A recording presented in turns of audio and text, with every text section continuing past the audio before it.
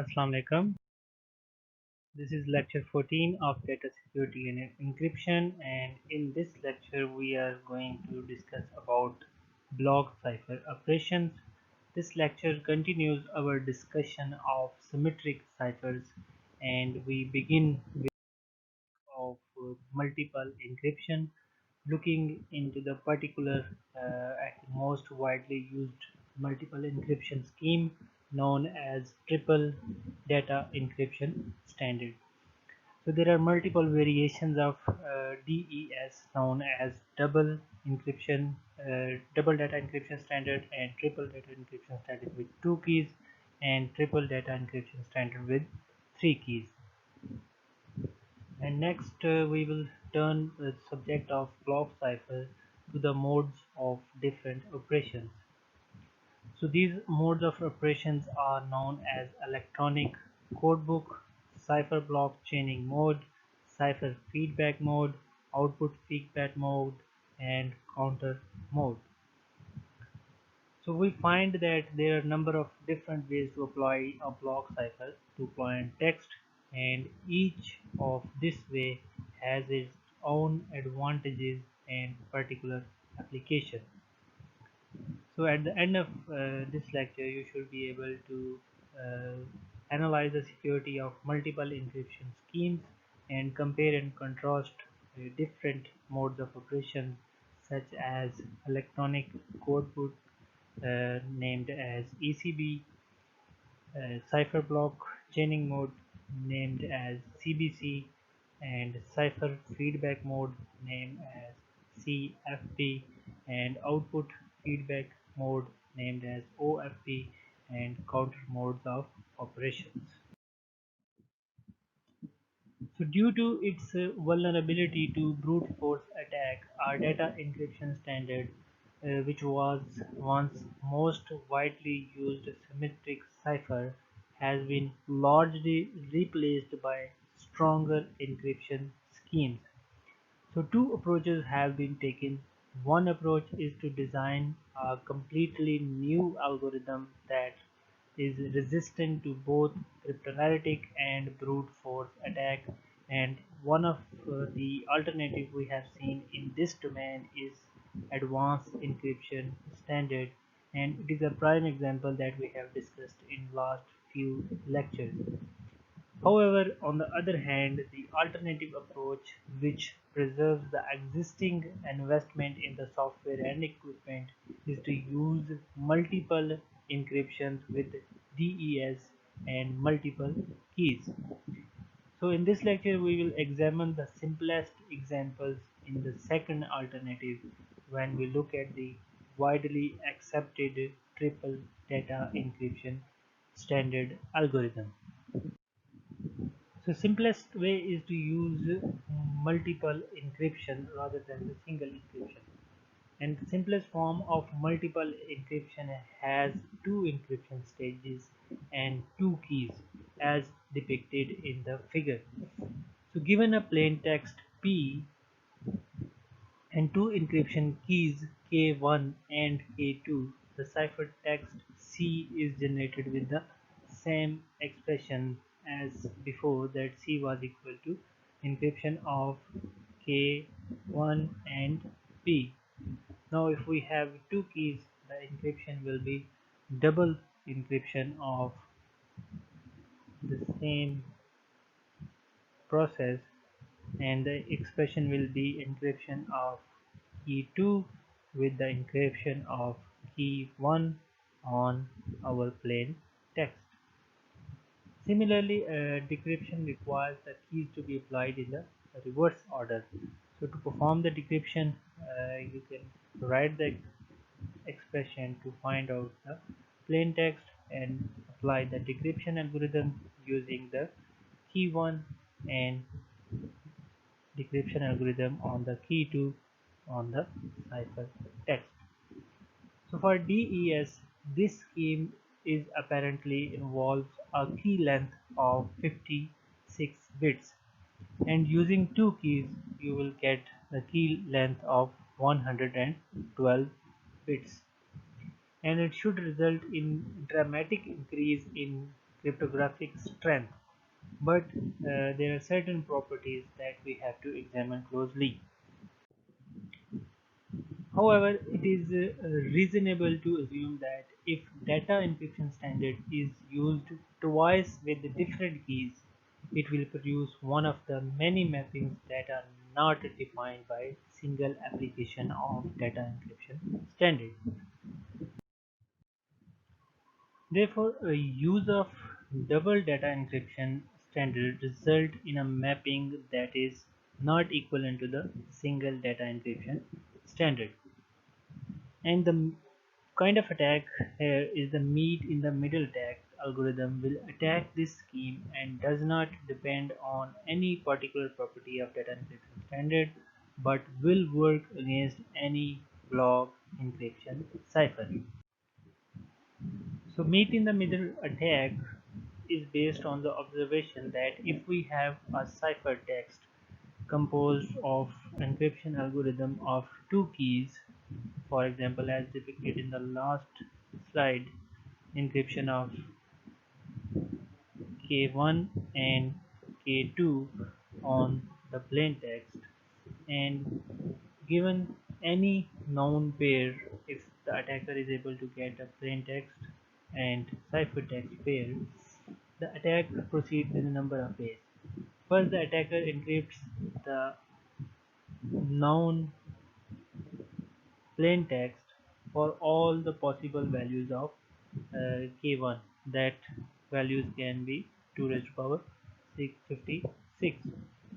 And the attacker stores these results in a table, then sort the table by the values of x. So x can be extracted by applying an encryption algorithm using all the possible values of key 1 on known plain text, or decryption algorithm on the all the known values of ciphertext using the key 2. At each decryption is produced, the attacker checks the results against the table for a match.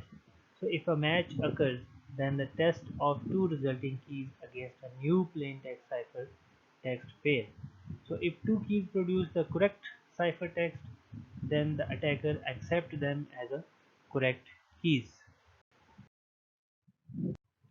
So an obvious way to counter the meet in the middle attack is to use three stages of encryption with three different keys. So in this way, attacker has to try more keys, and it raises the cost of meet in the middle attack to 2 raised to power 112 values, which is beyond what is practical in nowadays computers. However, it has a drawback of requiring a key length of 3 keys of each 56 bits and a total of 168 bits, which may be somewhat difficult to achieve. As an alternative, Tuchman proposed a triple encryption method that uses only two keys. So the triple data encryption standard with two keys is a relatively popular alternative to DES and has been adopted in the use of key management standard for ANSI X 9.17 and ISO 8732. To state that at the current moment there are no practical cryptanalytic attack on triple data encryption standard. So it is noted that the cost of brute force attack key search on the triple data encryption standard is higher than the single or double data encryption standard, and it is estimated that the cost of differential cryptanalysis suffer an exponential growth compared to single data encryption standard. Also, it is worth looking at several proposed attacks on triple data encryption standard that, although not practical, give a flavor of the types of attacks that have been considered and that could form the basis for more successful future attacks. So the first serious attack came from Merkel and Hellman. Their plan involves the finding of plain text values that produce the first intermediate value of A is equal to 0.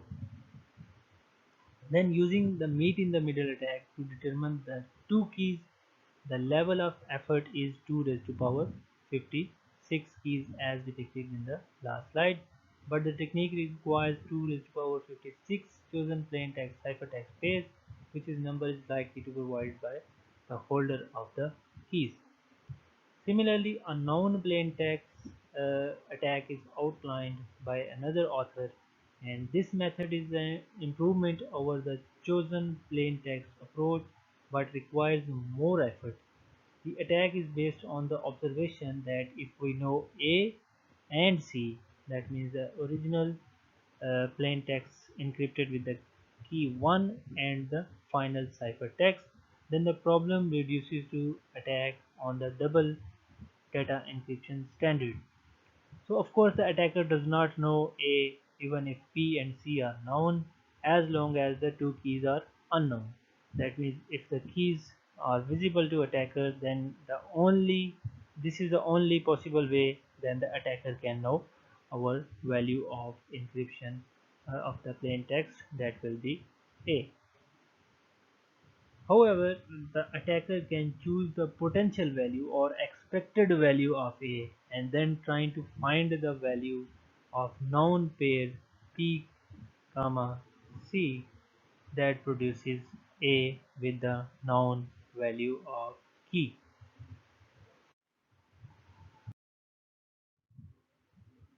So the attack proceeds in the sequence manner as depicted in this diagram.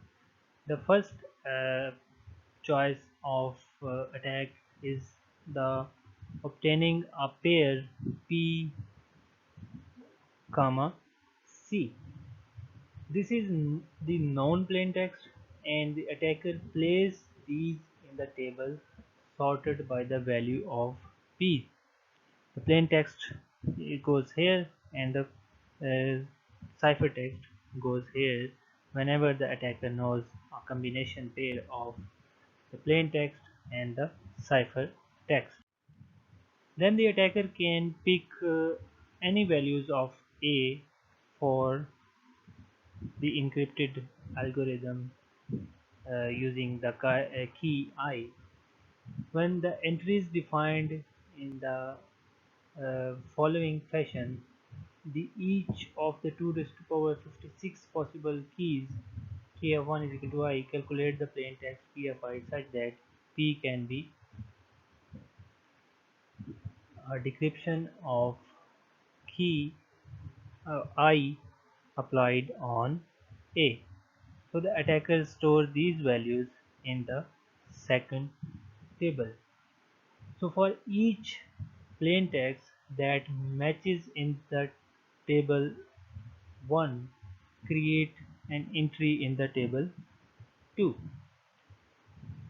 consisting of the key 1 value and the value of B that is produced for the known plain text pair, assuming that the value of k is equal to is a output of decrypted value using the encryption key I and the cipher text. So at this point, the attacker will have a number of candidates from the key 1 in the table 2, and there are positions to search the value of k2. So for each of the 2 raised to power 56 values of uh, k2 that is depicted as j here, calculate the second intermediate value for our chosen value of a. So that will be the b of decryption used with j on the value of known values of a. So at each step in the lookup table, B of j in the table 2, if there is a match, then corresponding key from the table 1 plus the value of j are candidate values of the unknown keys.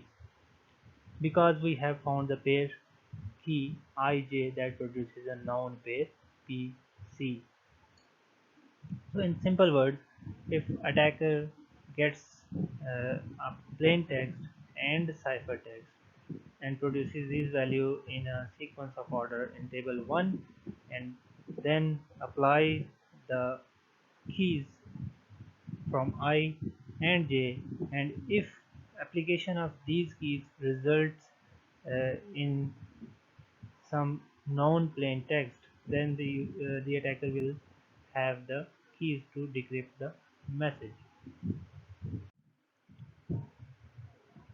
However, for a given known plain text p, c, the probability of selecting unique values of a that leads to the success is 1 raised to power 1 by 2 raised to power 64. Thus, a given n number of pairs, the probability of success for a single selected value is n by 2 raised to power 64. So the expected number of values of A that must be tried for the large number of n can be 2 raised to power 64 plus 1 over a large n plus 1, which is almost equal to 2 raised to power 64 over n. Therefore, the expected running time for the attack is in the order of 2 raised to power 56 into 2 raised to power 64 over n, which is a very large value.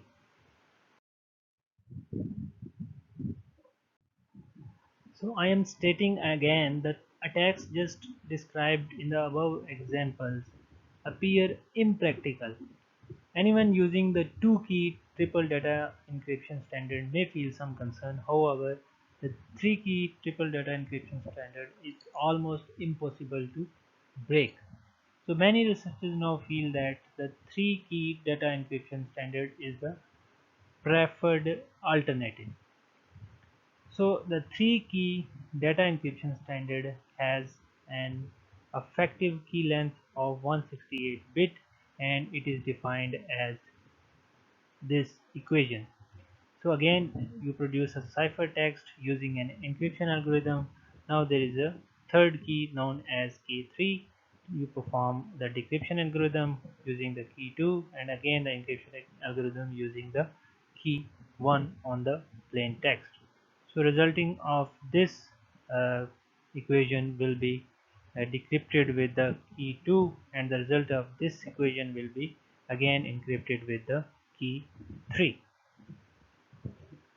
So the National Institute of Standard and Technology recommend that the two-key data encryption standards must be retired as soon as practical, and the system must be replaced with the three-key data encryption standards. So three-key data encryption standards also support backward compatibility with the data encryption standard, provided that key 3 is equal to key 2 or key 2 is equal to key 1. That means you can use either of two keys in the existing systems and duplicate any of the keys, key 1 or key 2, to produce the third key. A number of internet-based applications have adopted three-key triple data encryption standards, including the PGP and S-MIME. So a block cipher takes a fixed length of block of text, and it can be of length b bits, and a key as an input to produce a b block of cipher text. So it must be now well understood that in the block ciphers we have input of b length and known as p, and output of the similar or equal length of B known as cipher text, and it can be embedded with a key. So if the amount of plain text to be encrypted is greater than B bits, then the block cipher can still be used by breaking the plain text into B bit blocks. When multiple blocks of plain text are encrypted using the same key, the number of security issues arise. So, one technique for enhancing the effect of cryptographic algorithm or adapting the algorithm for in applications is applying mode of operations. So, to apply a block cipher in a variety of applications, 5 modes of operation have been defined by the NIST. So these 5 modes are intended to cover a wide variety of applications of encryption for which a block cipher could be used. So these modes are intended for the use with any symmetric block cipher, including the triple data encryption standard and advanced data encryption standard. So this table shows the block cipher modes of operations, and these are 5 blocks listed in the first column, and there is a small description of each and typical application. So the first mode is known as Electronic Codebook or ECB, and in which each block of plain text is encoded independently using the same key. So as we discussed earlier, using the same key can be problematic. So the typical applications are secure transmission of single values, for example, only the transmission of encryption keys. The next mode states cipher block chaining, known as CBC. Again, the input to the encryption algorithm is XORed with the next block of plain text and preceding block of plain text. That means you combine the number of plain text to produce the output. And its application are general purpose block oriented transmissions, famously known for authentication systems. Then there is a Cipher Feedback Mode, CFB, and again the input is processed in S bits at a time, and the preceding ciphertext is used to input the encryption algorithm to produce the pseudo-random output, which is XOR with the plain text to produce the next unit of ciphertext. Again, it is a general purpose stream oriented transmission used in authentication. The next mode is output feedback OFB, similar to the cipher feedback, except that the input of encryption algorithm is the preceding encryption output and full blocks are used. So its applications are stream oriented transmission over noisy channels such as satellite communication. Then the final mode is the counter mode, and in each block of plain text is XORed with the encrypted counter, which is a new counter for each input. The counter is incremented for each subsequent block, so the key changes for each of the input block. So general purpose, again it is a general purpose blocks oriented transmission, and it is useful for high speed requirements. So let's look at the implementation of each of the mode briefly. The simplest mode is Electronic Codebook Mode, in which the plain text is handled one block at a time, such as P1, P2 up to Pn, and the plain text is encrypted using the same key. It will produce an encrypted text in the form of C1 to Cn.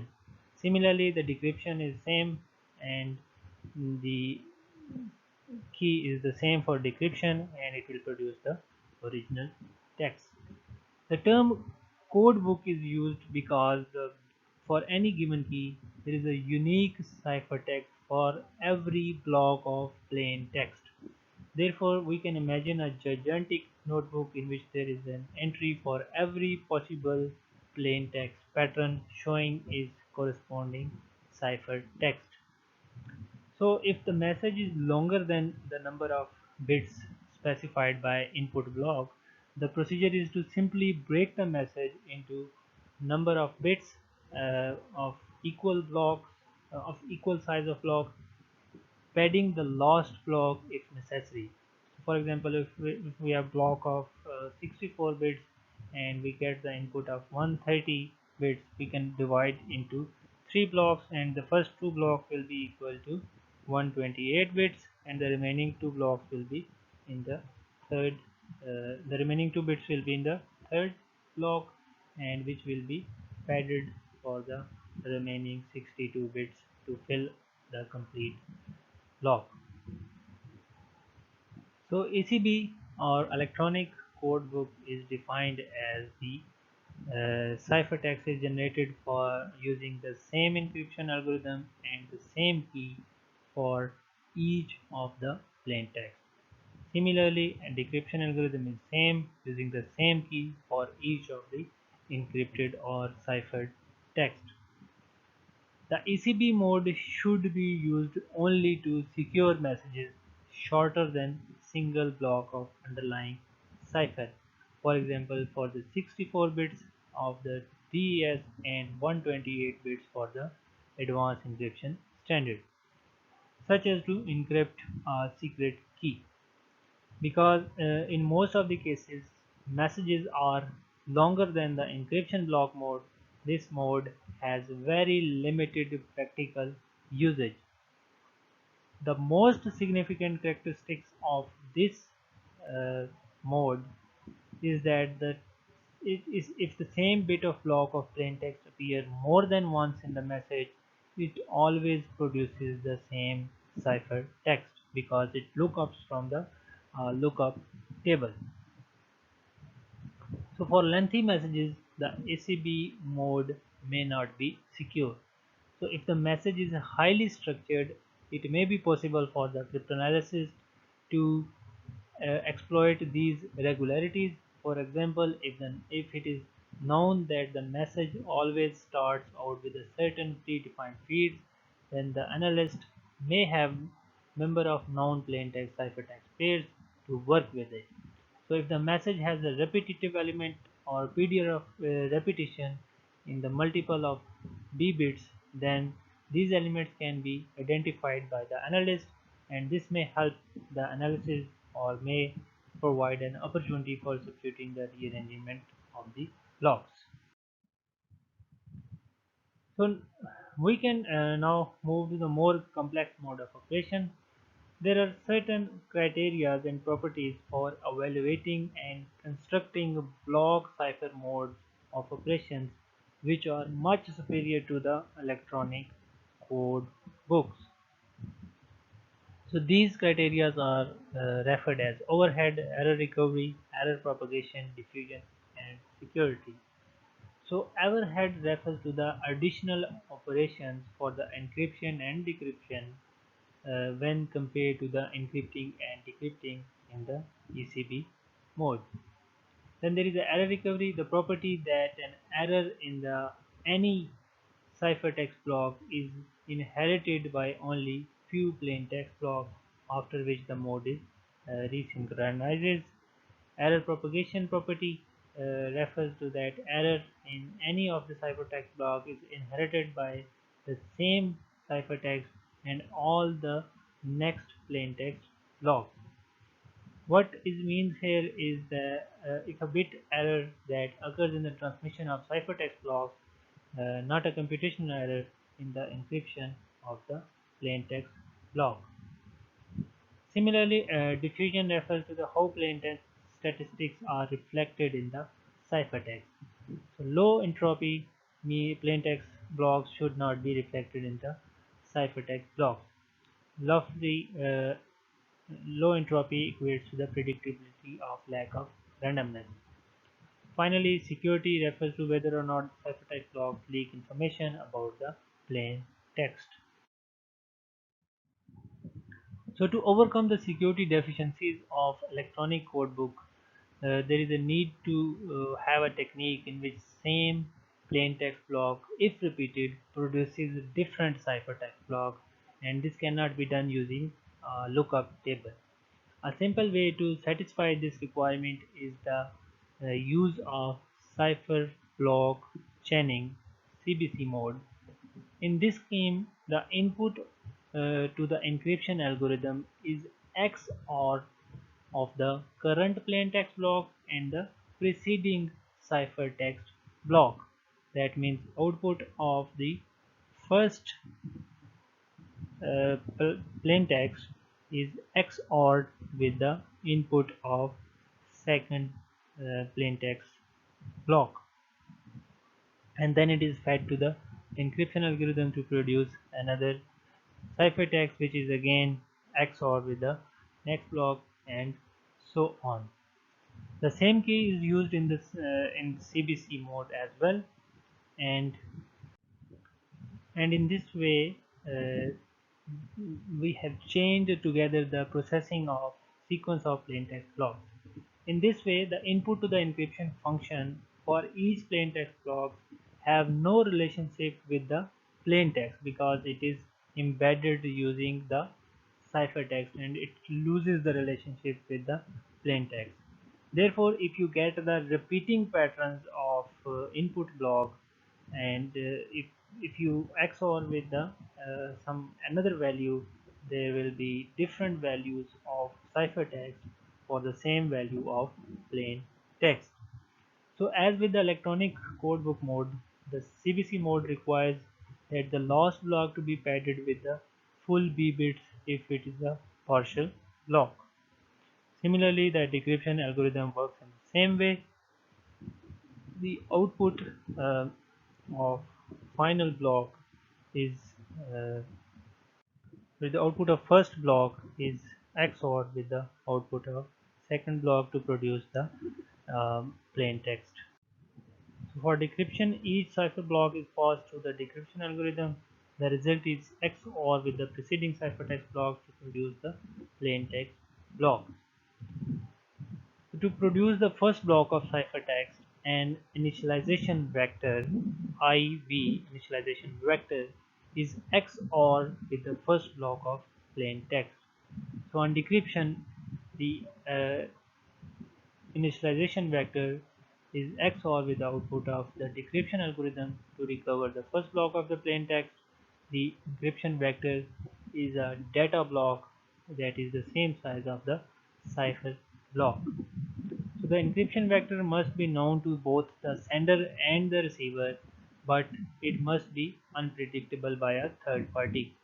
So in particular way, for any given plain text, it must not be possible to predict the initialization vector that will be associated with the plain text in advance for the generation of IV. For maximum security, the IV should be protected against the unauthorized changes. This could be done by sending the IV using the ECB encryption. One reason for protecting IV is given as follows. So if the opponent is able to fool the receiver into using the different values of IV, then the opponent is able to invert selected bits in the first block of plain text. So as long as it is unpredictable, the specific choice of initialization vector is unimportant. So some authors recommend two possible methods. The first method is to apply the encryption function under the same key that is used for the encryption of plain text to a nonce. The nonce must be a data block that is unique to each execution of the encryption operation. For example, you can use a counter, a timestamp, or a message number. The second method is to generate a random data block using the random number generator. So if we conclude this, because of the chaining mechanism of CBC, it is appropriate mode for encrypting messages of length greater than specified length bits. In addition to its use to achieve confidentiality, the CBC mode can be used for authentication. So for AES and DES, any block cipher encryption is performed on a block of B bits. So if you use the DES, the block of bits will be 64 bits, and if you use the AES, you can use the block of bits for the one of the 128 bits. However, there are three modes that make it possible to convert a block cipher into a stream cipher. These are referred as Cipher Feedback Mode, Output Feedback Mode, and Counter Feedback Mode. As described earlier, a stream cipher eliminates the need to pad a message on the integral number of blocks. It also can operate in real time. Thus, if a character stream is being transmitted, each character can be transmitted and transmitted immediately using the character-oriented stream cipher. So one desirable property of the stream cipher is that the ciphertext to be same length as the plain text. So if 8-bit characters are being transmitted, each character should be encrypted to produce the ciphertext of output of 8 bits. Or if more than 8 bits are produced, transmission capacity is wasted. So this diagram depicts an S-bit cipher feedback mode, S-bit CFB mode. So it is assumed that the unit of transmission is number of bits known as S bits. A common value of S is 8 bits. For example, you can use 1 byte of transmission in single stream. So as with the CBC, the unit of plain text are chained together so that the ciphertext of any plain text unit is function of all preceding plain text, and initialization vector is used to encrypt the initial inputs, and then it is XOR with the plain text of S inputs to generate a ciphertext of S bit, which is embedded to next block and so on to the final block. So in this case, rather than blocks of B bits, the plain text is divided into segments of S bits, and usually one segment is equal to 8 bits. So first of all, if you consider the encryption, the input to the encryption function is a B-bit shift register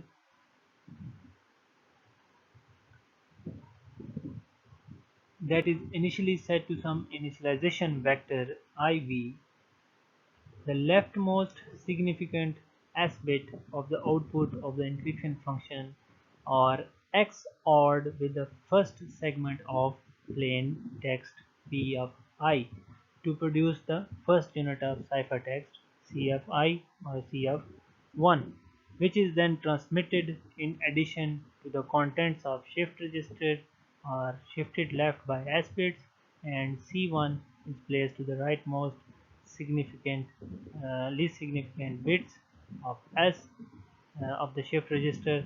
This process continues until the plain text units have been encrypted till the final value.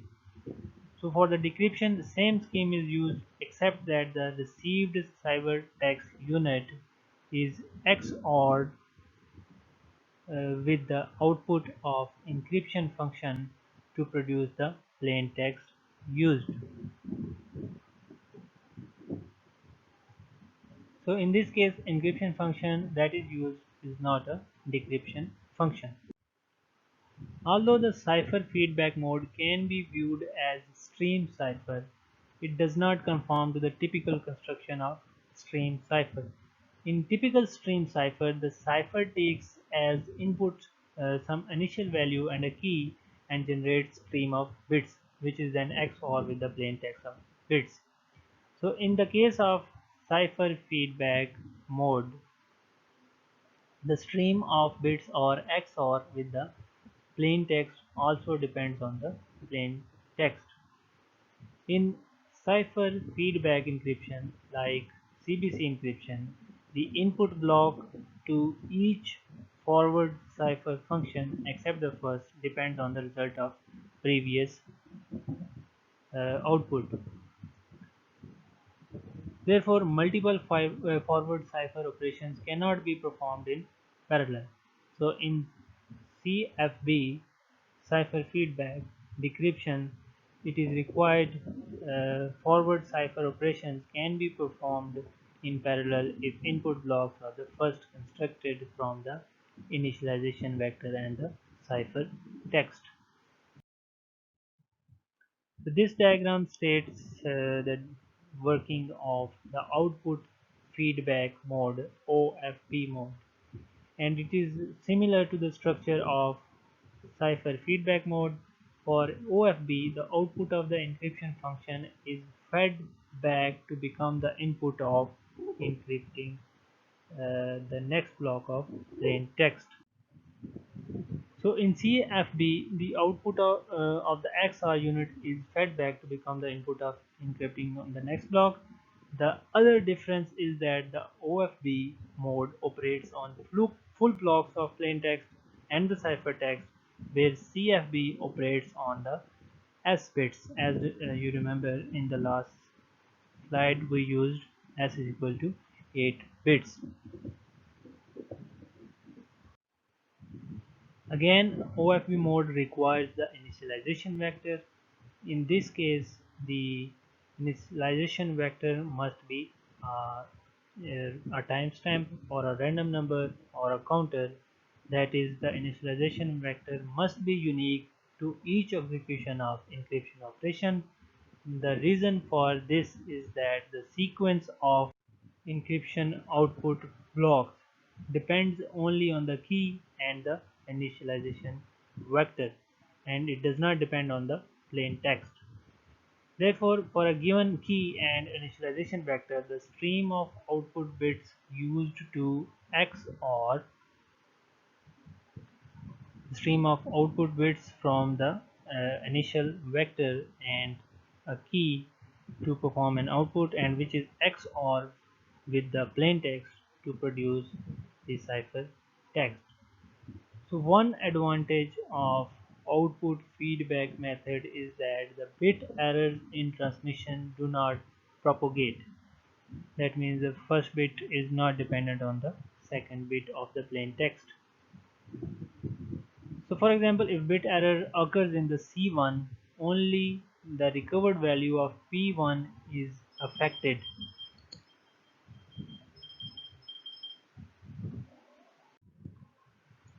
While in the last example we saw that if C1 is corrupted, then this error will be propagated to the next string. However, the disadvantages of output feedback is that it is more vulnerable to a message stream modification attack than the previous one.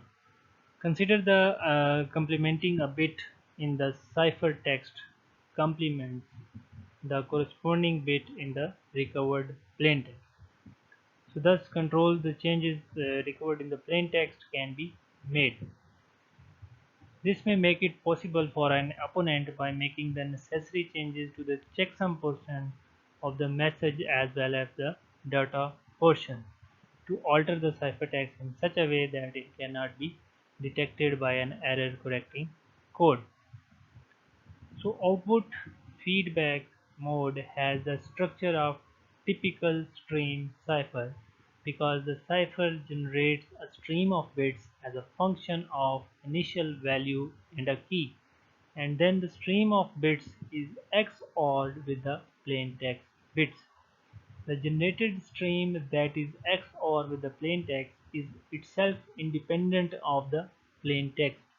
This is highlighted by a dashed box in the figure. One distinction from the stream ciphers is discussed later, that the output feedback encrypts plain text at full blocks at a time, where typically a block is 64 or 128 bits. Many stream ciphers encrypt 1 byte at a time. So the final mode is counter mode, and its implementation has been increased recently with many applications to ATM known as asynchronous transfer mode, network security, and internet protocol security. However, this mode was proposed in the 1979, and this figure represents a counter mode. A counter equal to a plain text block size is used. So initially, counter is encrypted with a key which is XORed with the plain text P to produce a cipher text. The only requirement stated here is that the counter value must be different for each plain text block that is encrypted. Typically, the counter is initialized to some value and then incremented by 1 for each subsequent block. You can see that there is no chaining here. For decryption, the same sequence of counter values is used with the encrypted counter XORed with the cipher text, and the remaining procedure is the same as depicted in the dashed line for encryption and decryption. Again, the initial counter value must be made available for the decryption, and the next values are only the increment in the counter. So if a counter value is used multiple times, then the confidentiality of the plain text blocks corresponding to that counter value may be compromised.